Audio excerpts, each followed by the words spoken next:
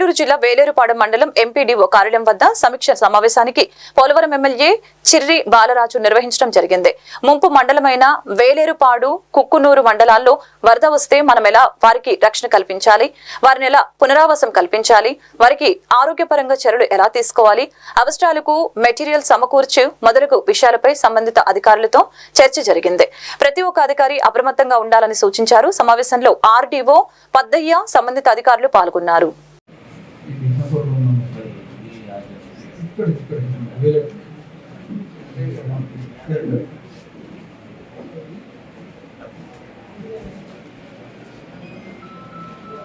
అలానే కమ్యూనికేషన్కి వచ్చేటప్పటికి మనం అవైలబుల్గా పెట్టుకున్నాం సార్. అప్పుడు ఎమర్జెన్సీని బట్టి మనం వాటిని కూడా మనం అందుబాటులోకి మన పొజిషన్లోకి తీసుకుంటాం సార్. అట్లాగనే బోర్డ్స్ కూడా మనం అవైలబుల్గా పెట్టుకున్నాం సార్. 14 బోర్డ్స్, మొత్తం 3 engine boards 3 sir, country boards 11. ఈ 14 బోర్డ్స్ కూడా అంటే వాళ్ళ డేటా, వాళ్ళ పేరు, వాళ్ళ ఫోన్ నెంబర్ అన్ని కూడా మనం కంట్రోల్లో పెట్టుకున్నాం సార్. మనకి టైంకి మనకి ఎమర్జెన్సీని బట్టి వాళ్ళని కూడా మనం పొజిషన్లోకి తీసుకుంటాం సార్. లాంచెస్ మన దగ్గర ఏం లేవు సార్, అక్కడ కుక్కునూరులో ఉన్నాయి. శాటిలైట్ ఫోన్స్ కూడా మనకి అంటే satellite phones normal. Indian boards 3 sir, country boards 11. Country boards మరి మనకి ఇక్కడ అందుబాటులో ఉన్నాయి.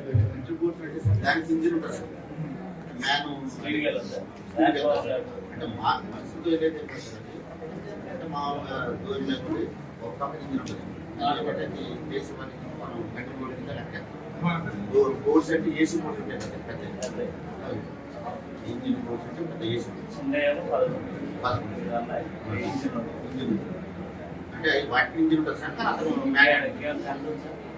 అంటే అవసరమైతే అంటే 10 దగ్గర అవైలబిలిటీ ఇస్తారు. బయట నుండి అయితే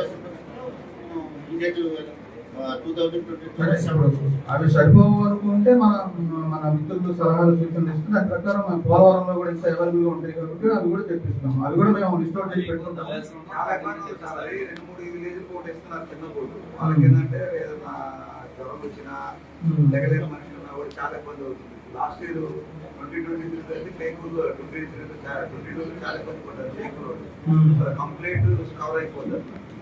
అట్లాంటి వాళ్ళు 2-3 నెలలకు దారి ఉండదు. లాస్ట్ ఇయర్ అయితే 2 months లేదండి, 3 లేదు, చాలా ఇబ్బంది పడ్డారు. కాబట్టి కంపల్సరీ ప్రతి విలేజ్ కు ఒక ఇండియన్ బోర్డు ఏర్పాటు చేయండి, చిన్నదైనా పెద్దదైనా. అది ఎందుకంటే రిమోట్ లో ఉన్న ప్రతి విలేజ్ బోర్డు ఉండాలి.